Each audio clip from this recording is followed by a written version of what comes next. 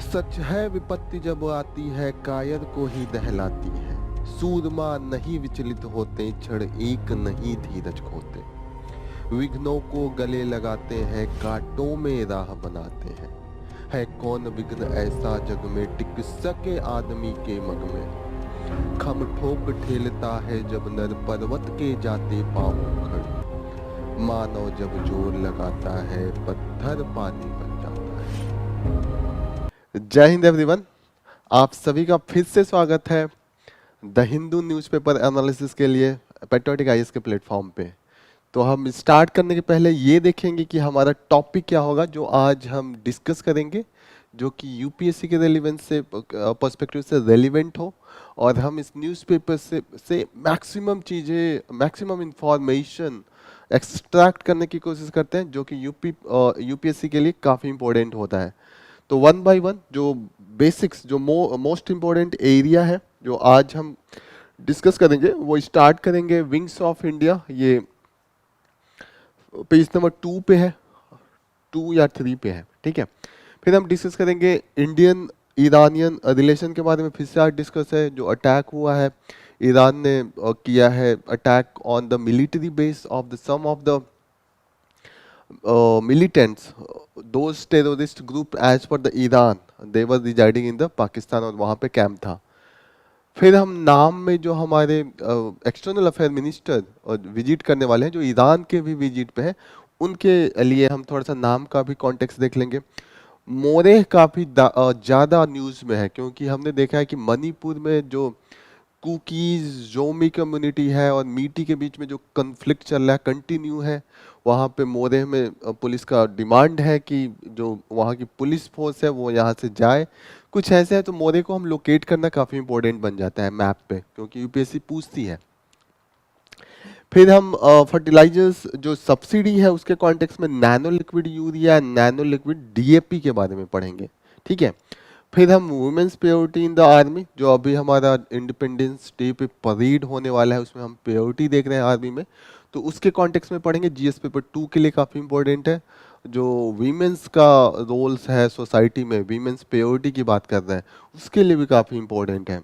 और ऐसे में भी आप इसका यूज कर सकते हैं। रेनफॉल का जो सर्वे आया है, जो स्टडी आया है रेनफॉल, वो राइजिंग है। अभी हमें नॉर्मल कोई पूछेगा तो हम कहेंगे कि डिक्रीजिंग है। रेनफॉल जो average most of the place पे है, कुछ ना कुछ राइजिंग है, कुछ प्लेस पे डेफिसिट भी है, लेकिन ओवरऑल जो है वो राइजिंग है।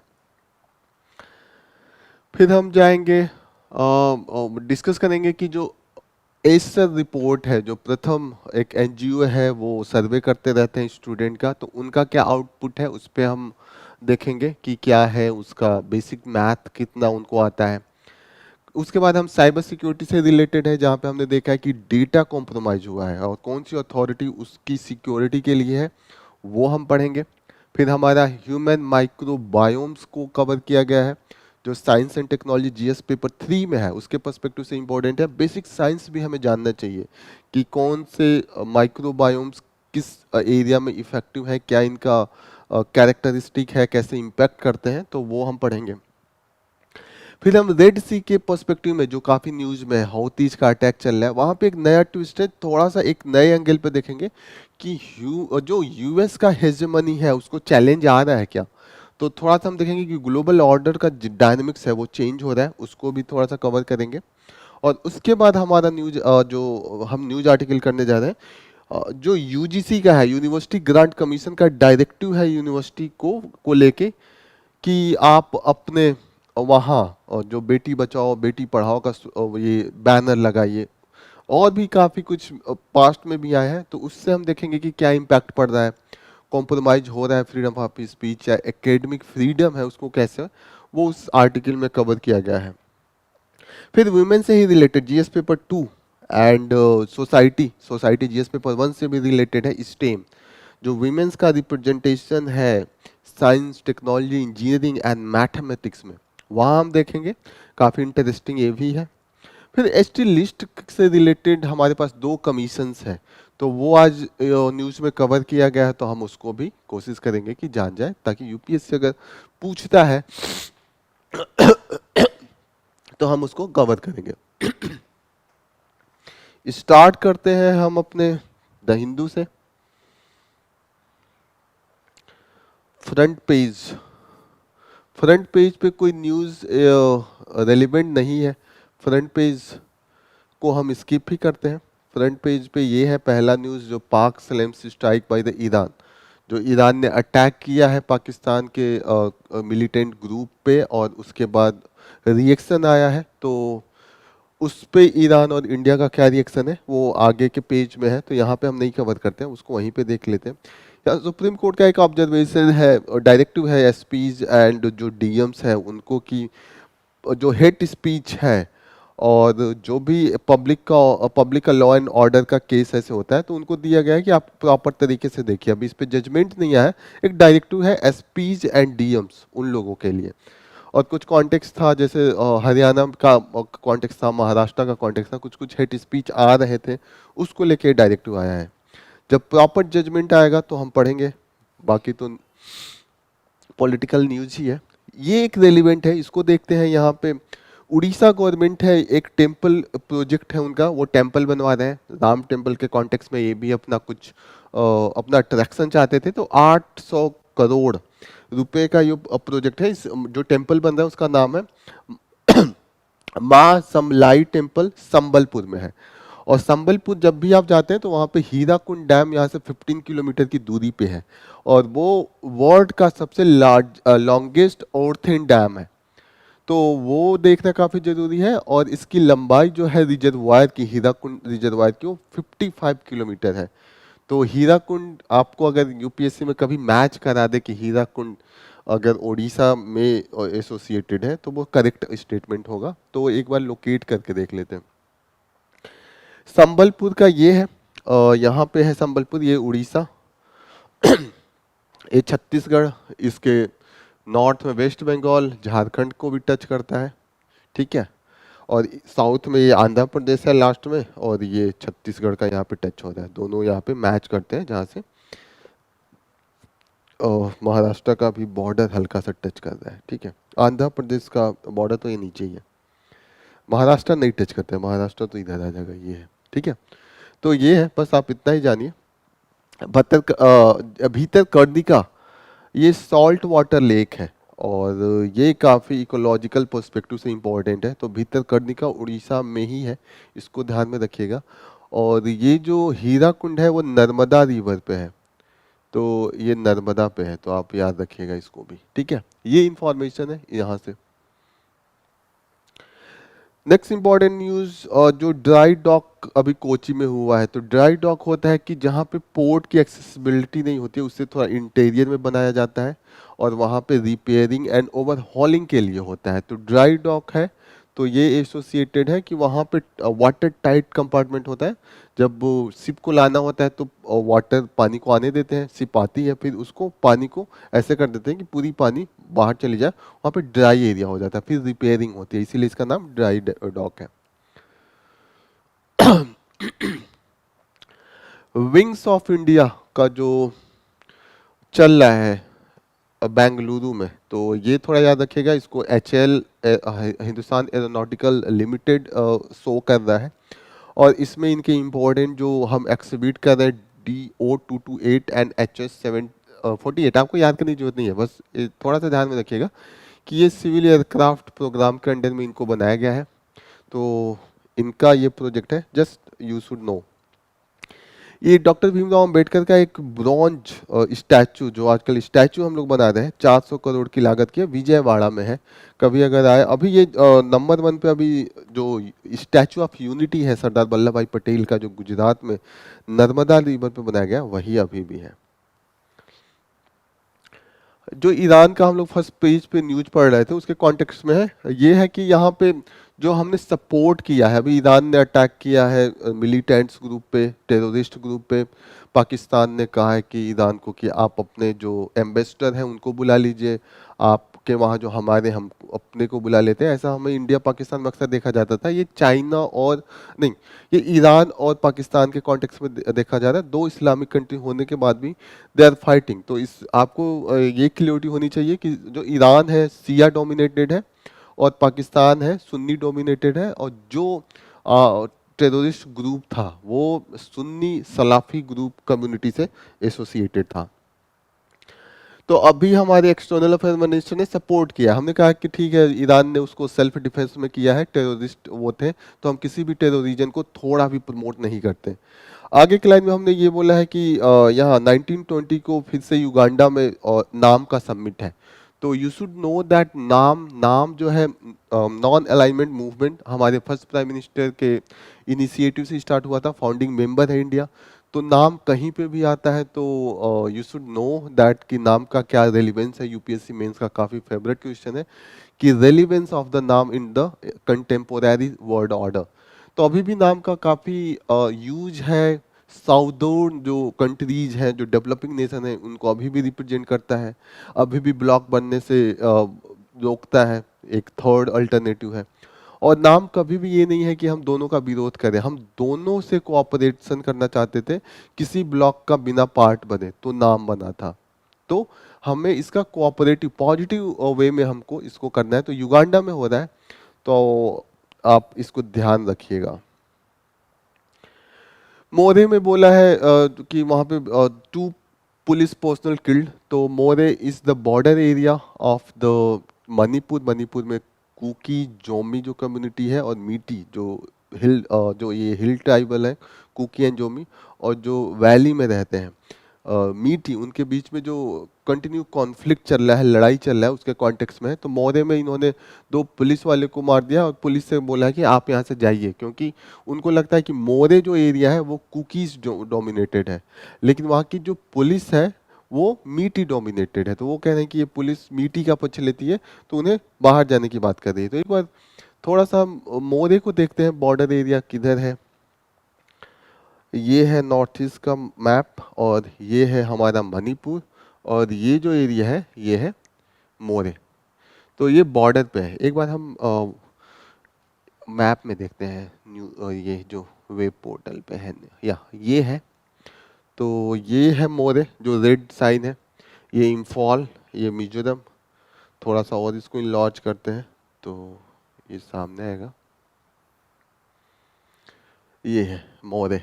ठीक है, यहाँ पे फ्री बॉर्डर रेजिम भी ये मोरे आ गया। ठीक है, ये मोरे एरिया है, और यहाँ पे फ्री बॉर्डर है कि ये 16 किलोमीटर बॉर्डर के इस तरफ और इस तरफ जो लोकल कम्युनिटी है वो बिना वीजा के जा सकती है।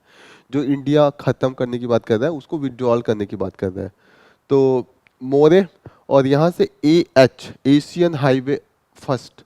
एशियन हाईवे इज इम्पोर्टेंट क्योंकि ये यहाँ से जा रहा है, और you should know about the Asian highways. Asian highway east Africa को कनेक्ट करता है जापान से टोक्यो तक का। ये इसकी लंबाई जो है वो 20,000 किलोमीटर है, तो इसको आप ध्यान में रख सकते हैं। और ये कहाँ कहाँ से होके ये स्टार्ट होगा, यहाँ जापान तक तो जाएगा, टोक्यो जापान, एंड पाकिस्तान से भी पास करेगा, बांग्लादेश, इंडिया। तो ये सब नाम याद रखिएगा। ईरान, टर्की से स्टार्ट हो रहा है, टर्की, ठीक है ना। और टर्की एशिया का लास्ट पॉइंट है। बल्गारिया जो है, बल्गारिया ये ईस्टर्न यूरोप हो गया। तो यूरोप से लेके पुर्तगाल से भी है, लिस्बन से है, ऑल ओवर द यूरोप ये कर रहा है। तो एक बार एक मैप में देखते हैं कि इसका क्या टोटल डिस्टेंस है, कैसे कैसे ये जा रहा है। 1 मिनट, ये है मैप। ये टर्की से होते हुए, ईरान से होते हुए, फिर अफगानिस्तान, पाकिस्तान, इंडिया, बांग्लादेश, फिर ये नीचे यहाँ से जाते हुए। ओके, तो जापान में टोक्यो तक जाता है। ये यहाँ पे देखिएगा, ये नॉर्थ कोरिया ये है, साउथ कोरिया ये है, इसको पास करते हुए सी रूट भी है इसमें। तो सिर्फ लैंड नहीं है, थोड़ा सा सी रूट है। तो थोड़ा ध्यान रखिएगा, पूछ दिया कि सी रूट है इसमें कि नहीं है, तो कंफ्यूजन हो सकता है। I hope this is clear. Next news जो हम लेते हैं, बस इसमें ध्यान रखिएगा, ये एशिया हाईवे यूरोप से लेकर टोक्यो तक जा रहा है।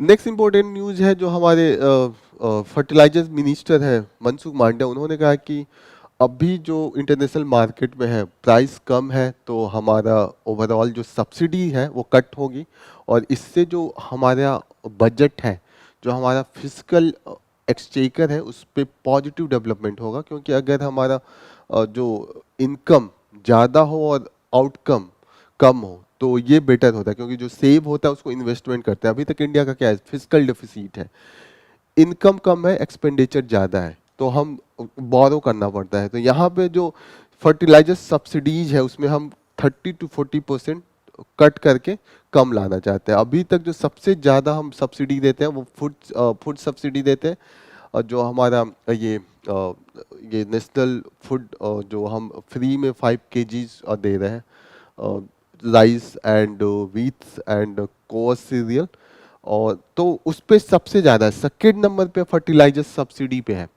और fertiliser subsidy account for the a 1.7 lakh crore, ये अमाउंट देखिएगा, ये सब्सिडी अमाउंट है। अभी हमने जो इंट्रोड्यूस किया है nano liquid urea and nano liquid DAP, ठीक है ना। तो नैनो नैनो पार्टिकल के रूप में अब हम यूज करेंगे, तो इससे हमारी इफिशियंसी एंड इफेक्टिवनेस बढ़ जाएगी। जो पहले हम एक बोरा जो फर्टिलाइजर हम लाते थे यूरिया या डीएपी, अब सिर्फ आधा बॉटल जो होता है ना, आधा लीटर का बॉटल, उसमें उतना इफेक्टिव होगा, और उससे इन्वायरमेंट पे भी लेस इम्पैक्ट पड़ेगा। तो उससे हमारा जो यूज ऑफ एरिया है वो कट होगा। तो यहाँ पे यही मेंशन है कि हाफ लीटर वाली बॉटल जो होता है वो पहले यूरिया का पूरी एक बोरी जो होती थी उसके बराबर ये है। तो हमारे लिए इन्वायरमेंटली भी इम्पोर्टेंट है, इम्पैक्टफुल है, पॉजिटिव पॉजिटिव साइन है, और हमारा जो इकोनॉमिक्स का भी है, पेपर 3 में फिजिकल डेफिसिट है, उसको भी अच्छा इम्पैक्ट ला रहा है। नेक्स्ट न्यूज जो हम लेंगे ये है कि अभी जो परेड होने वाला है उसमें जो नेवी का कंटिजेंट है, वहाँ पे हम मैन और वीमेन, पहले केवल मेन होते थे, पहली बार हमने पेरिटी लाई है। तो जब भी आपको लिखना हो योर एस्से, या आपका कोई जीएस पेपर पे सोसाइटी से रिलेटेड वुमेन्स इक्वालिटी की बात हो, तो वहाँ पे आप ये एग्जांपल दे सकते हैं कि पॉजिटिव डेवलपमेंट है। और वुमेन्स रिजर्वेशन बिल इस बार आया है, जो एक्ट बन गया है, तो वुमेन्स का जो रिप्रेजेंटेशन है हर एरिया में आपको एग्जाम्पल देना होगा। तो यहाँ पे आर्मी के भी एरिया में एक एग्जाम्पल है। नेक्स्ट इंपॉर्टेंट न्यूज जो हम लोग कवर करेंगे वो कौन सा है, लेट्स सी, यस, रेनफॉल पे जो हमारा स्टडी हुआ है। रेनफॉल, अभी अगर आपसे ऐसे पूछा जाए तो आपको लगेगा कि रेनफॉल जो है वो डिक्रीज हुआ है, आपको यही लगता है कि सूखे ज़्यादा पड़ रहे हैं, लेकिन ऐसा नहीं है। रेनफॉल जो है वो राइज है, मींस फ्लड का कंडीशन अब ज़्यादा हो रहा है, लेकिन ओवरऑल रेनफॉल ज़्यादा है। लेकिन किसी किसी एरिया में रेनफॉल डेफिसिट भी है, रिड्यूस रेनफॉल है, और वो उस टाइम पे है जब खरीफ का हम फसल बोते हैं। खरीफ का जो क्रॉपिंग सिस्टम होता है तो इससे बहुत इम्पैक्ट हो जाता है, तो वहाँ पे है।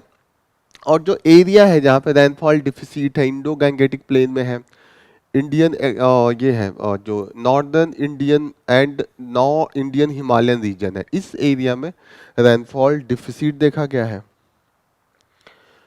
ये है डिस्ट्रिक्ट, इतने आपको डिटेल में नहीं जाना है कि किस किस डिस्ट्रिक्ट में है। यहाँ पे है कि जो हमारा रेनफॉल होता है, जो बारिश का पानी होता है, वो सबसे ज़्यादा हमें भी पता है मानसून में ही आता है। तो मानसून में 76% ऑफ द रेनफॉल होता है, और 11% नॉर्थ ईस्टर्न मानसून होता है। तो you must be knowing that south west monsoon, जब हम अरेबियन सी से विंड आता है और पानी का मॉइस्चर उठा के लाता है और सारी जगह बारिश करते जाता है, वापस वो विंड वापस आता है लैंड से अरेबियन सी की तरफ, जब प्रेशर, जब थर्मल प्रेशर चेंज होता है। एक बार मैं आपको समझाता हूँ क्या है ये रेनफॉल। आप जब ज्योग्राफी पढ़ेंगे तो आप पढ़ेंगे ये अर्थ है, ये इक्वेटर है, और ये ट्रॉपिक ऑफ कैंसर है, ये कैप्रिकॉर्न है, इंडिया यहाँ पे है, ठीक है। नॉर्मल जो विंड है ये यहाँ पे थर्मल है, क्योंकि सन रेज मैक्सिमम इस एरिया में ऊपर रहती है 90 डिग्री पे, तो ये एरिया गर्म होता है, तो लो प्रेशर हो जाता है। जब टेम्परेचर हाई होगा तो लो प्रेशर हो जाएगा। लो प्रेशर का मतलब हाई प्रेशर इधर, लो प्रेशर उधर, तो हवा उधर बहेगी।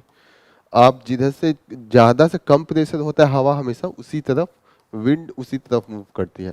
और कोरियोलिस के कारण ये जो विंड है वो ऐसे फ्लो करती है।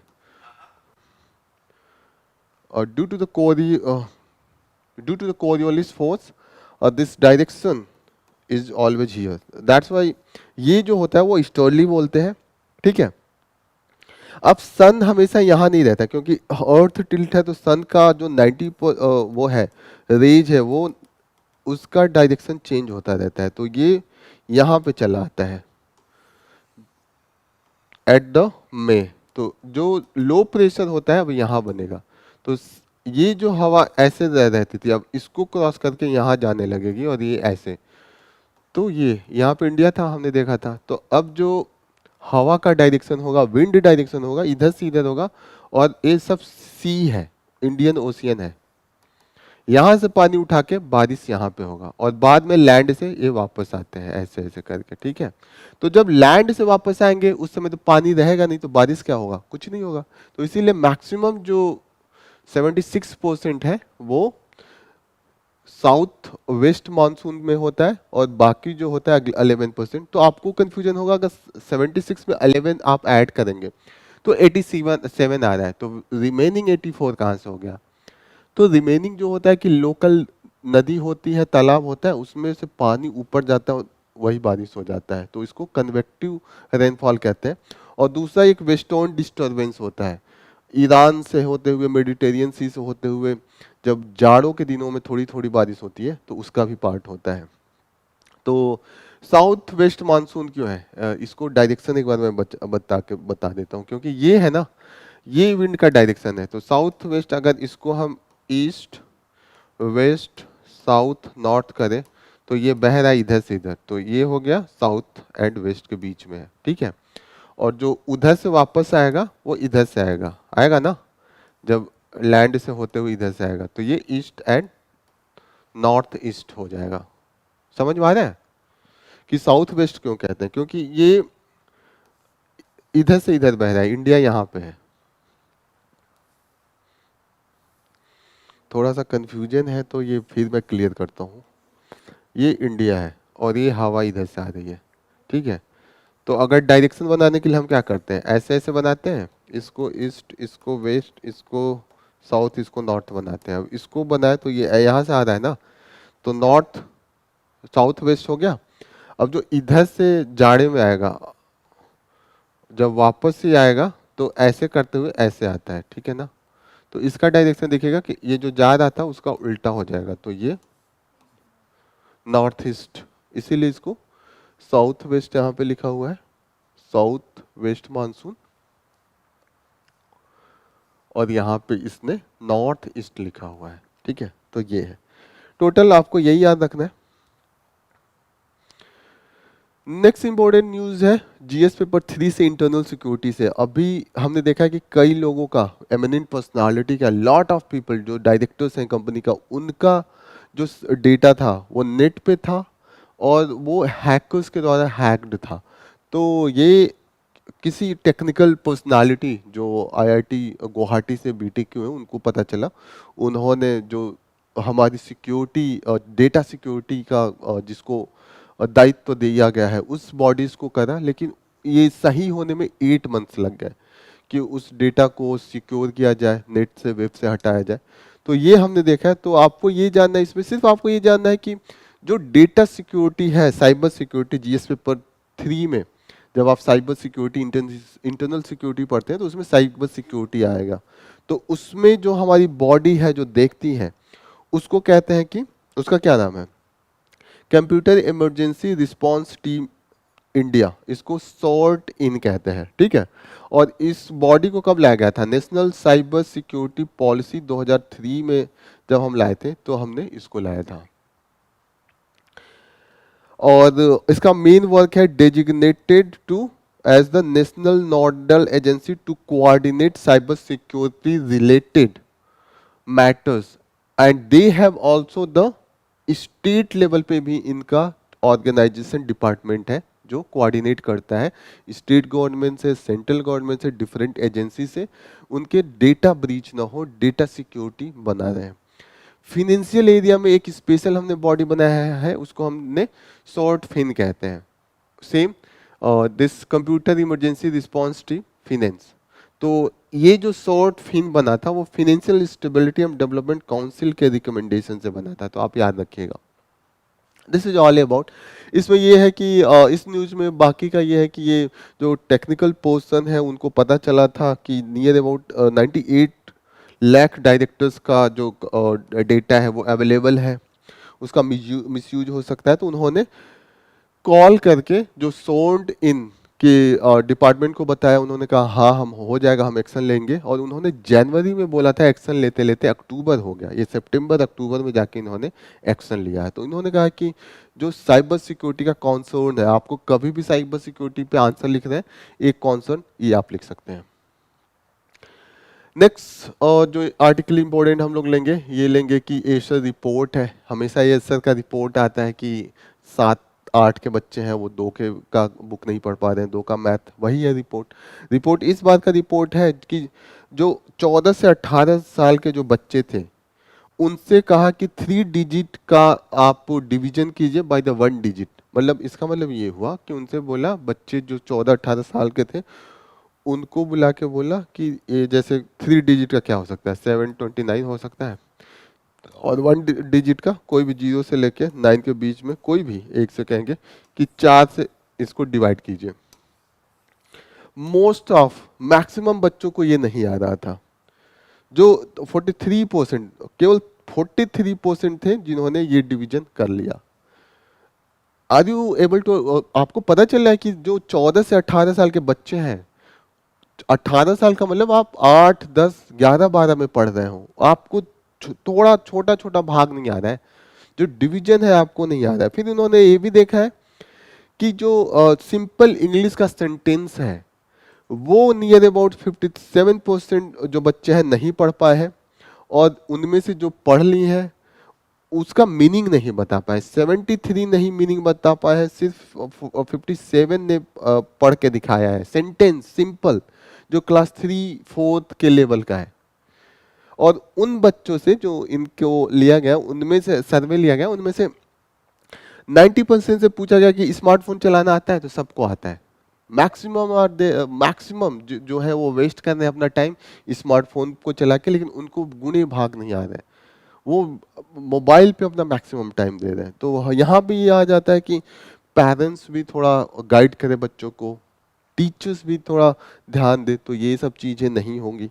इससे हमारा आउटपुट जो एजुकेशन में है, आप जब भी जीएस पेपर 2 का आंसर लिख रहे हो एजुकेशन सेक्टर से, एसर का रिपोर्ट आप मेंशन कर सकते हैं। एस्से लिख रहे हो एजुकेशन पे तो हमेशा मेंशन कर सकते हैं।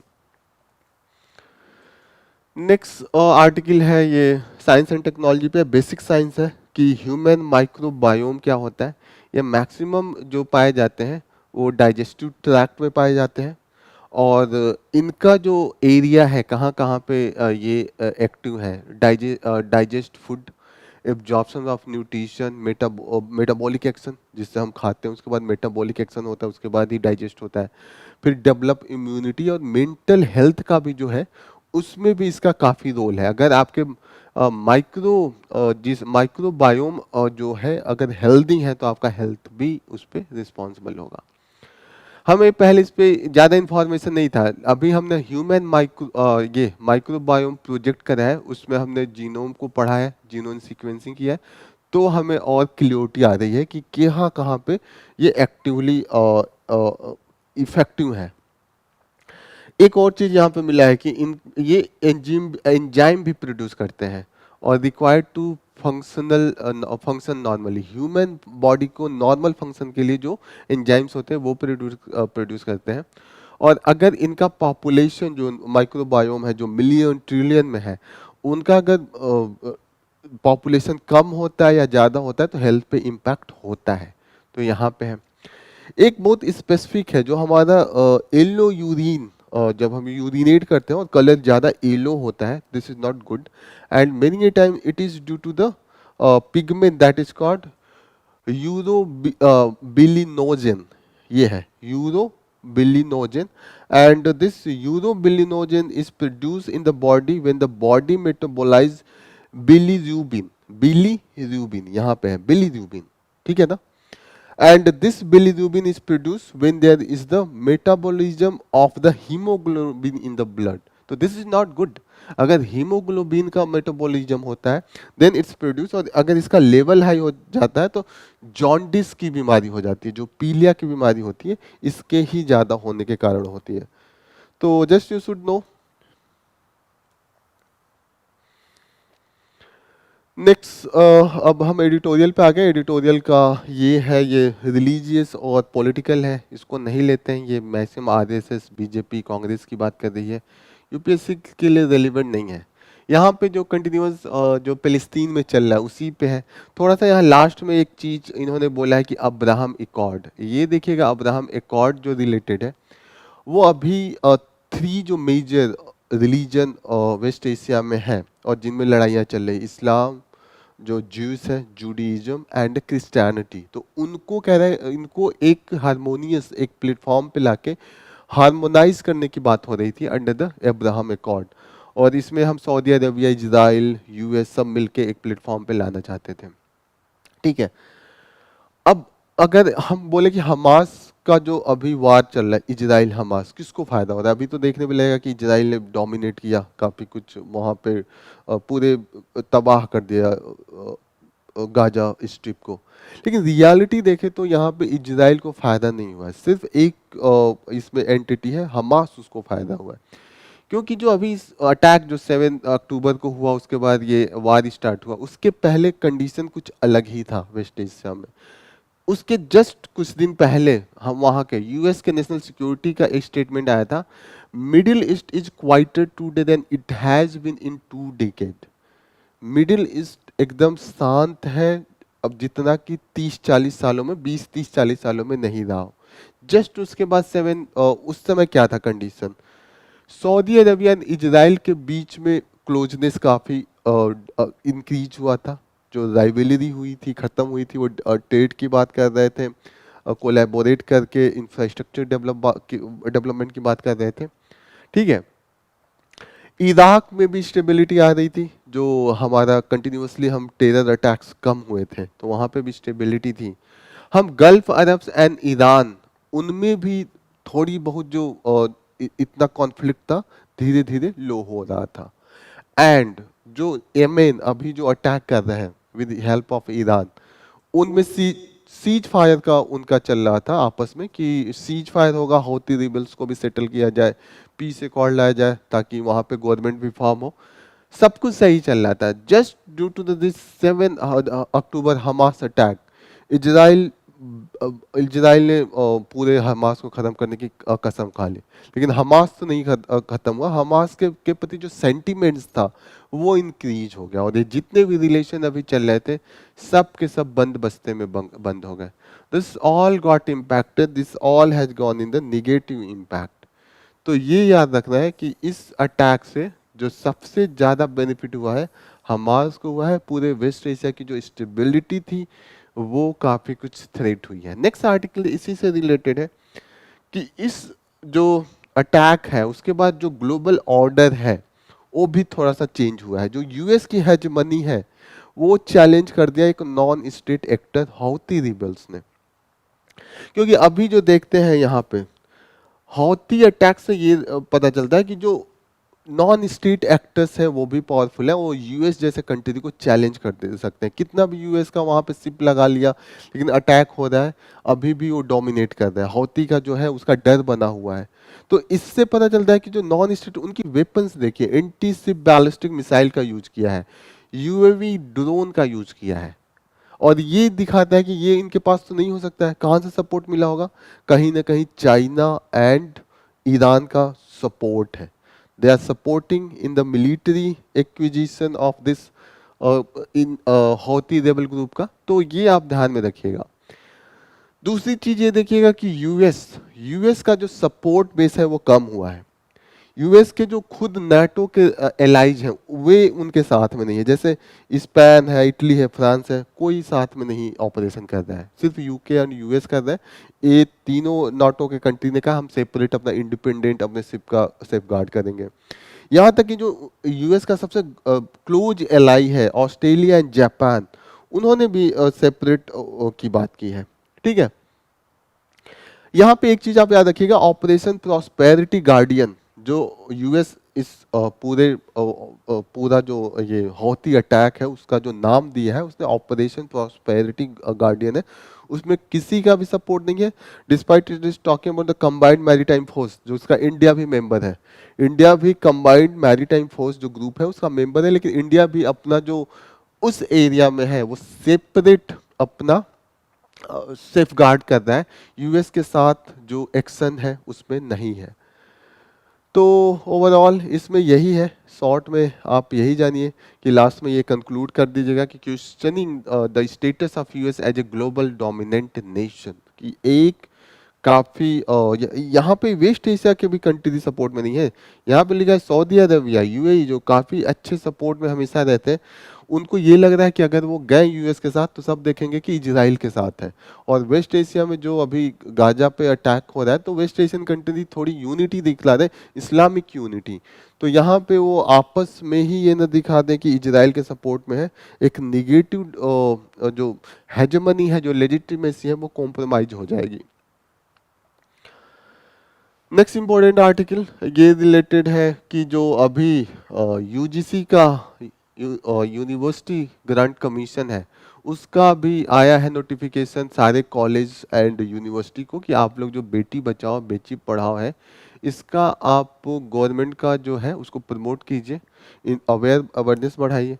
अभी हमने पहले भी देखा है कि पहले था कि आप G20 को प्रमोट कीजिए, स्वच्छता कैंपेन को प्रमोट कीजिए। अभी सेल्फी पॉइंट भी बनाने को बोला है यहाँ पे, प्राइम मिनिस्टर जी का वहाँ पे स्टैचू लगा के सेल्फी। तो यहाँ पे इससे ये लगता है कि जो हम कॉम्प्रोमाइज कर रहे हैं, कि हमें ये लगता था कि concept of university being the vehicle of the free thought, कि हम अपनी गवर्नमेंट आइडियोलॉजी है उससे हम अलग थॉट रखते हैं, हम अपना क्रिटिसाइज भी कर सकते हैं, वो थोड़ा सा कॉम्प्रोमाइज हो रहा है।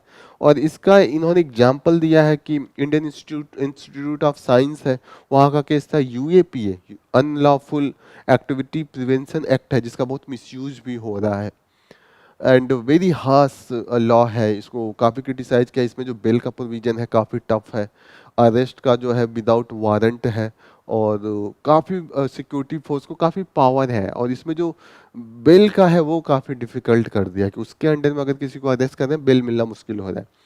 तो उस पर डिबेट था, उनको कैंसिल करना पड़ा था क्योंकि गवर्नमेंट का प्रेशर था, दे डोंट वांटेड, उनको ये नहीं चाहिए था कि कोई उनके अगेंस्ट में पॉइंट जाए।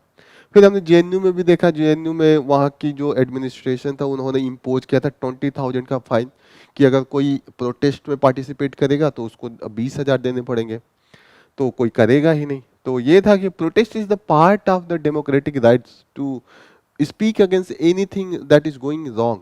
तो वहाँ पे ये है, तो आपको ये देखना पड़ेगा। सबसे इंपॉर्टेंट चीज जो इस आर्टिकल में है वो है पार्टिसिपेटरी डेमोक्रेसी की बात की गई है। तो कॉन्सेप्ट ऑफ पार्टिसिपेटरी डेमोक्रेसी क्या होता है? वैसे प्राइम मिनिस्टर ने अपने स्पीच में बोला है कि इंडिया जो है वो डेमोक्रेसी का जो होल है ना, उसका डीएनए हमेशा इंडिया में है, जो डेमोक्रेसी और जो फ्रीडम ऑफ स्पीच का है, लेकिन ग्राउंड पे नहीं है। You should know that what is the difference between the participatory democracy and participatory democracy, participatory democracy और दूसरा जो है वो डेमोक्रेसी, दूसरा है वो है प्रोसीजरल डेमोक्रेसी।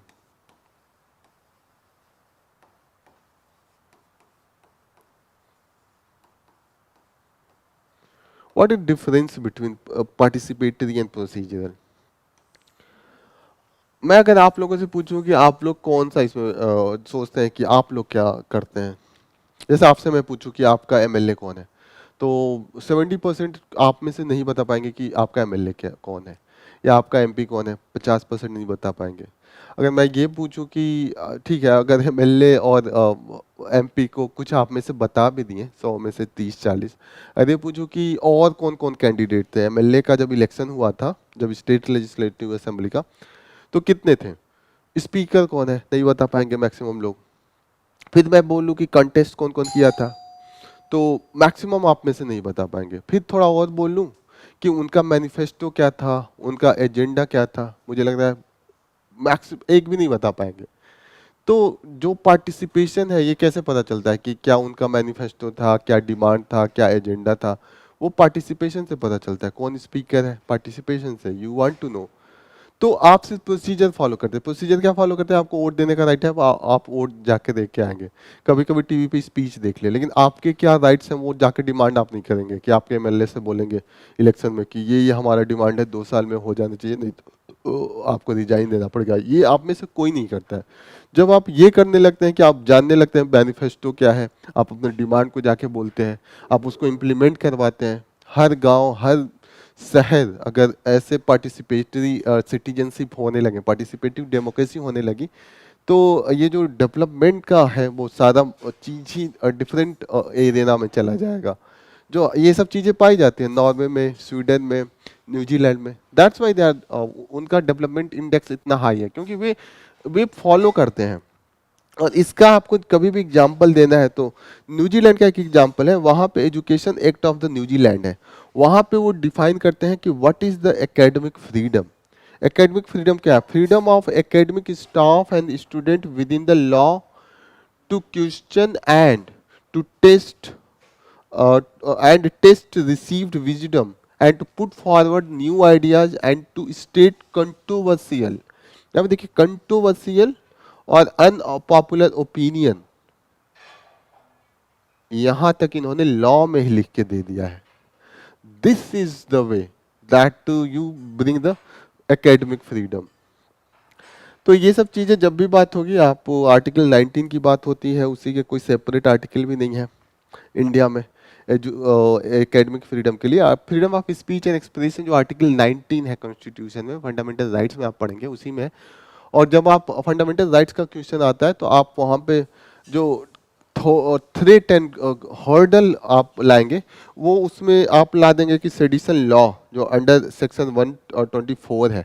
अभी तो न्यू जो हमने लॉ लाया है, 3 लॉ, ये भारतीय नागरिक संहिता, न्याय संहिता, भारतीय नागरिक सुरक्षा संहिता एंड भारतीय साक्ष्य संहिता, जो भी 3 ये हैं, उनमें थोड़ा सा चेंज किया, लेकिन अभी भी प्रोविजन कुछ ना कुछ है। सेडिशन वर्ड हटा दिया है, लेकिन उससे रिलेटेड प्रोविजन है कि आप कंट्री के अगेंस्ट में नहीं दे सकते हैं। फिर हर्टिंग रिलीजियस फीलिंग है, इसका भी देखने को मिलता है कि लोगों का जो रिलीजियस फीलिंग है काफ़ी वीक है, तुरंत हर्ट हो जाएगा। आप कुछ भी बोलेंगे उन्हें लगेगा नहीं, खतरा है धर्म को। धर्म बचाने वाले, धर्म का खतरा से ये फ्रीडम ऑफ स्पीच को काफ़ी इम्पैक्ट है। और साथ साथ डिफेमेशन लॉसूट कि तुरंत डिफेम हो जा रहा है, लोगों का डिफेमेशन हो जा रहा है। तो ये सब कोर्टेल है, हॉर्डल है। जब भी आप फ्रीडम ऑफ स्पीच की बात कीजिएगा, इसकी बात जरूर कीजिएगा। नेक्स्ट आर्टिकल जो हम लेने जा रहे हैं वो है रिलेटेड टू द ये जो अभी फिर सर्वे है, Acer annual status education report, जो प्रथम एनजीओ है, इनका जो रिपोर्ट है, ये याद रखिएगा, ये आप ऐसे लिखते वक्त काफ़ी यूज में ला सकते हैं। और कभी भी आप एजुकेशन जीएस पेपर 2 में लिख रहे हो तो ये यूज कीजिएगा। यहाँ पे अब वुमेन्स का एजुकेशन है, तो थोड़ा सा आप ध्यान दीजिएगा कि वुमेन्स का एजुकेशन पार्टिसिपेशन क्या है। ठीक है ना, वुमेन्स पार्टिसिपेशन जो ये मेंस का है और वुमेन्स का है, उनमें ये देखिएगा कि वुमेन्स चाहती हैं एडमिशन लेना, और उनका एडमिशन कितना हो पाता है, उनकी इच्छा, डिजायर, वुमेन्स का डिजायर ज़्यादा है। 18% girls want to become doctor, उनकी तुलना में बॉयज़ का कितना है, 16 है, 2% कम है। लेकिन जो फाइनल एडमिशन होता है, जैसे 100 में अगर 18 लड़कियां चाहती हैं और 100 में 16 बच्चे चाहते हैं, लेकिन जो ओवरऑल उसमें एडमिशन होता है वो ये जो बॉयज है उनका 36% है, मतलब 16 चाहते थे, लेकिन एडमिशन कितने का होला, अगर 16% का निकाले 100 में 16 का, तो 16 चौको 48, 5 बच्चों का हुआ, और इनका कितना हुआ 4।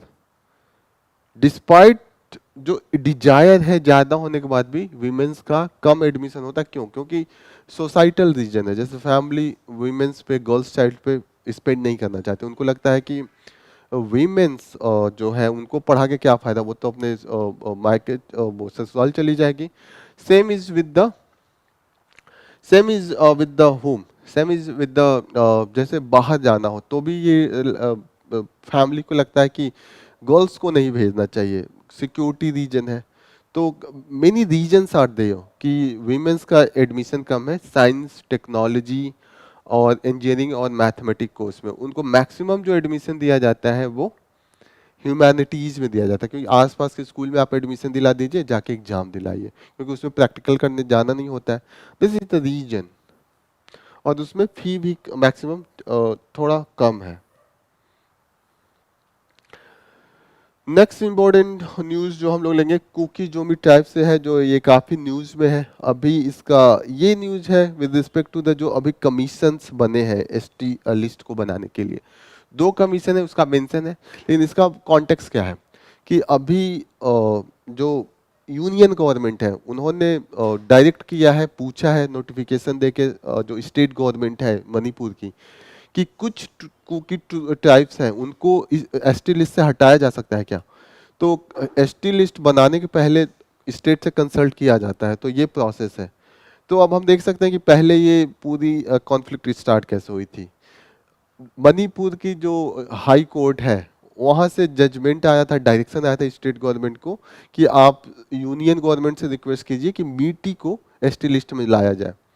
तो कुकीज एंड जोमी ट्राइब है, उन्होंने इनका अपोजिशन करना, अपोज करना स्टार्ट किया कि नहीं, इट विल थ्रेट आवर जो डेवलपमेंट प्रोग्रेस है, क्योंकि वो हिल पे भी कैप्चर कर लेंगे, क्योंकि मीटी is most developed, most resources उनके पास है। लेकिन अब वापस बात आ गई कि अब कुकी को ही लिस्ट से हटाए। तो ऐसा क्यों है? क्योंकि वो जो एसटी लिस्ट है उसमें लिखा गया है एनी कुकी ट्राइब्स, और एनी कुकी ट्राइब्स के नाम पे ऐसा माना जा रहा है कि कई कुकी ट्राइब्स ऐसे जो इंडिजीनियस नहीं है मणिपुर के, लेकिन उनको इंक्लूड किया गया है। और जो जस्टिफिकेशन दिया गया है कि एनी, एनी क्यों लिखा गया है, क्योंकि एनी का मतलब हो गया कि जो कुकी ट्राइब है उनके अंदर में कई डिवीजन है, उनके अंदर में कुकी में ही लिविंग स्टैंडर्ड किसी का दूसरा है, किसी का दूसरा है, जो उनका रिचुअल्स है, जो वे ऑफ लाइफ है, फिलॉसफी है, थोड़ा अलग अलग है। तो उसके कारण उनमें अंदर अंदर कई डिवीजन है। जैसे अगर हम कास्ट सिस्टम में देखें, तो अगर बनिया में ही देखें तो कोई हलवाई हो गया, तो कोई जायसवाल हो गया, तो कोई चौरसिया हो गया, अलग अलग लोगों का है। बनिया है लेकिन उसमें भी डिवीजन है, कुकी है, कुकी में भी डिवीजन है। सेम दैट्स इज द, मतलब ये मेन कॉन्फ्लिक्ट का इशू आ रहा है। जो 2 कमीशन बने हैं, लाकूर कमीशन 1965 में बना था, ये आप याद रखिएगा। भूरिया कमीशन जो 2002-4 के बीच में बना था रिपोर्ट बनाने के लिए एसटी लिस्ट पे, तो उनका अलग अलग ऑब्जर्वेशन था, वो यहाँ पे दिया हुआ है। लेकिन सिर्फ आपको इतना जानना है कि ये एनी कुकी टाइप है का इशू है, और 2 कमीशन एसटी पे कौन कौन है। चाइना ताइवान कंटिन्यू न्यूज में है, और हम लोग पढ़ ही चुके हैं कि कौन वहाँ पे किसका विन हुआ है। चाइना में जो है सिर्फ कम्युनिस्ट पार्टी का है, 1 पार्टी सिस्टम है। ताइवान हांगकांग में मल्टी पार्टी सिस्टम है, तो वहाँ के डेमोक्रेसी अलग सिस्टम है।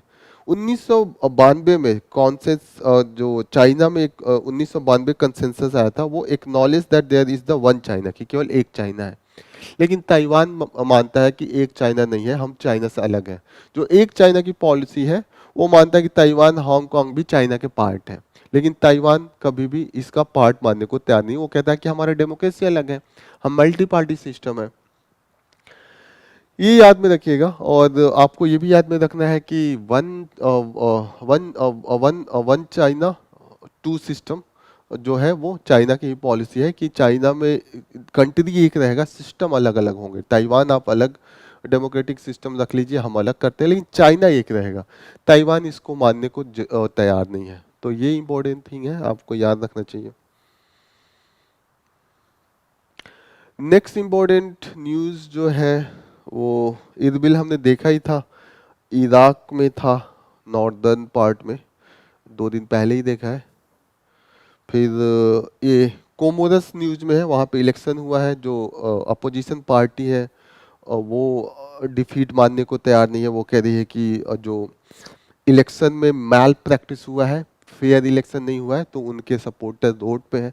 तो कोमोरस आपको जाना जरूरी है। कोमोरस इंडियन ओशियन में है, अफ्रीका के काफ़ी पास है। और जो मोजाम्बिक है उससे क्लोज है, मेडागास्कर के पास है। एक बार मैं आपको उसका लोकेशन शो कर देता हूँ। और ये जो है वो सुन्नी इस्लामिक कंट्री है, तो इस्लामिक डोमिनेशन है यहाँ पे। एक बार इसका मैप में दिखा दूँ। ये इंडिया है, ये श्रीलंका है। यहाँ पे श्रीलंका इंडिया का ये दिख रहा है, ये इंडिया, और ये कोमोरस है, ये अफ्रीका है। थोड़ा और छोटा करूँ, कोमोरस ये है, ये मेडागास्कर है। ठीक है, थोड़ा बड़ा करके देख लेते हैं। ये है 3 आइलैंड का, ये छोटा छोटा आइलैंड है, इसी का कॉम्बिनेशन। ये कंट्री अलग है। तो आपको सिर्फ इतना लोकेशन इसका पता होना चाहिए कि ये किसके करीब है। तो इंडियन ओशियन में सेसिली इस तरफ है, तंजानिया का बॉर्डर ये है, लेकिन ये मोजाम्बिक के करीब है और मेडागास्कर के करीब है। That's all. Next important news जो हम लोग लेंगे, मैक्सिमम हमने कवर किया है। हमने ग्रीनलैंड में जो ये एग्जांपल ले लेंगे, क्लाइमेट चेंज का आएगा, तो 20% जो अभी तक सोच रहे थे उससे ज़्यादा आइस मेल्टिंग है। तो राइजिंग सी लेवल का एक एग्जांपल ये भी हो गया। तो कभी इन्वायरमेंट में क्वेश्चन आता है कि प्रूफ कि ये पॉजिटिव है, सबस्टेंशिएट, तो यहाँ पे आप सबस्टेंशिएट कर सकते हैं।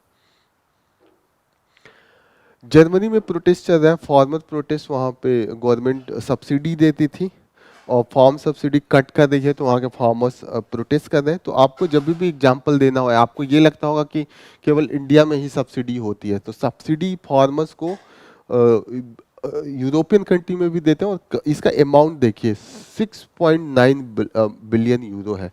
अगर इसको आप रुपीज़ में चेंज करेंगे, तो मैं उसको 7 मान लूँ और बिलियन को करोड़ में करूँ तो 100 से मल्टीप्लाई होता है, क्योंकि 1 billion is equal to 100 crore. और यूरो इस समय 100 रुपए के आसपास चल रहा है। तो और इसके आगे करोड़, ये करोड़ है। तो 7 के आगे 40, 70,000 करोड़ सब्सिडी, सिर्फ 2,70,000, 2,70,000 फार्मर्स को दे रहे हैं। इंडिया में जो सब्सिडी अगर इतने पे दे रहे हैं, जैसे पीएम किसान निधि दे रहे हैं, वो मुझे लग रहा है 3 करोड़ फार्मर्स को दे रहे हैं, और वो 60,000 करोड़ है। तो you can see the difference कि यूरोपियन कंट्री अपने फार्मर्स को कितना सब्सिडी देती है। कभी कभी डब्ल्यूटीओ में डिबेट होता है, तो ये कहा जाता है कि डेवलपिंग कंट्री सब्सिडी देती है, लेकिन सब्सिडी ये भी दे रहे हैं। लेकिन इन्होंने ऐसा बना के रखा है रूल लॉ को, कि लगता है कि डेवलपिंग कंट्री देते हैं, ये नहीं देते। This is one of the example, just to know that. आज यही रेलिवेंट है और बाकी उतने रेलिवेंट नहीं है। तो हम अपना जो डिस्कशन है उसको यहीं पे स्टॉप करेंगे, और फिर से हम मिलेंगे नेक्स्ट सेशन में फॉर आवर डिस्कशन। और यहाँ पे एक बार फिर से मैं thank you for joining the session, और यस, जय हिंद।